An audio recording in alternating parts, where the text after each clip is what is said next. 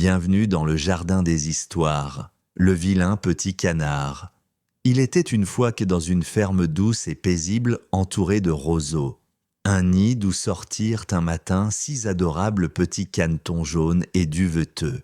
La cane, toute fière, les regardait en souriant, mais un 7e œuf, un peu plus gros que les autres, restait immobile. Au bout de quelques jours, enfin, il se fissura, et de là sortit un petit canard, bien plus grand, avec un plumage gris terne, des pattes maladroites et un cou bien trop long. Les autres canetons se regroupèrent aussitôt. « Il est bizarre, » chuchota l'un. « Il n'est pas comme nous, » dit un autre. La cane le regarda en silence. Elle ne dit rien, mais son regard semblait déjà inquiet. Les jours passèrent. Les petits canetons jouaient, nageaient, se dérouillaient joyeusement dans l'eau claire de la mare. Mais le petit gris, lui, marchait de travers, nageait trop lentement, et sa voix était rauque.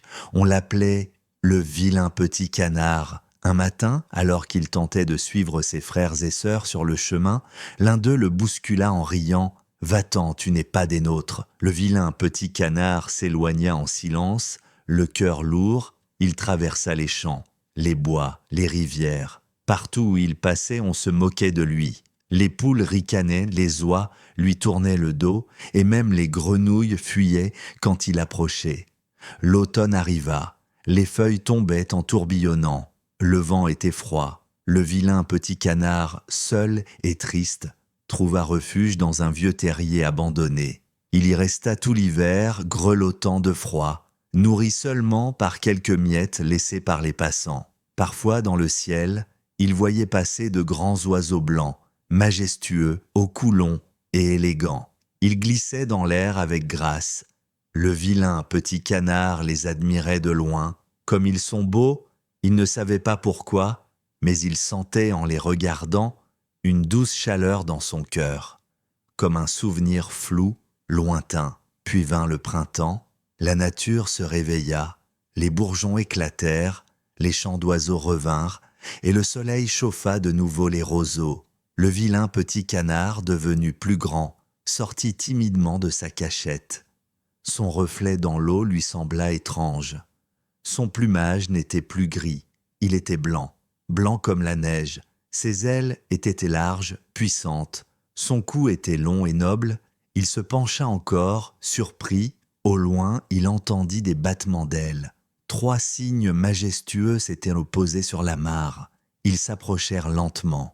Le jeune oiseau baissa les yeux. « Bonjour, » dit l'un des cygnes. « Tu es nouveau ici ? Je ne voulais pas vous déranger, » murmura-t-il.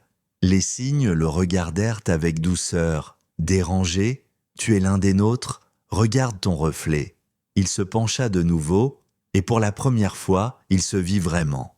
Il n'était plus le vilain petit canard. Il était devenu un magnifique cygne.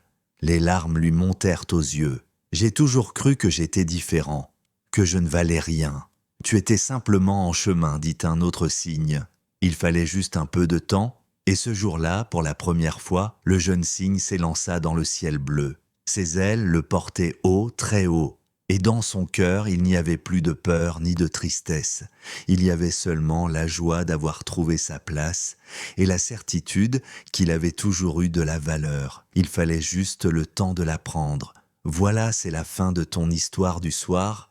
Bonne nuit et à bientôt dans le jardin des histoires.